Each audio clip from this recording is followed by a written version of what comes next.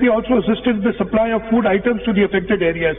In addition, we are grateful to the federal government who distributed through the Benazir Income Support Programme. And Mr. Speaker and all the colleagues here would remember that after the Shahadat of Mohtarma Benazir Bhutto, President Asif Ali Zardari initiated the Benazir Income Support Programme. This has been a flagship program for all governments since then. And this flagship program which President Zardari started, this was the vehicle which enabled the federal government to provide assistance to the flood affectees in a swift and efficient manner. So I'm grateful to the federal government, I'm grateful to the Benazir Income Support Programme for providing the necessary immediate cash relief to the flood victims in the province of Sindh as they did in the rest of Pakistan.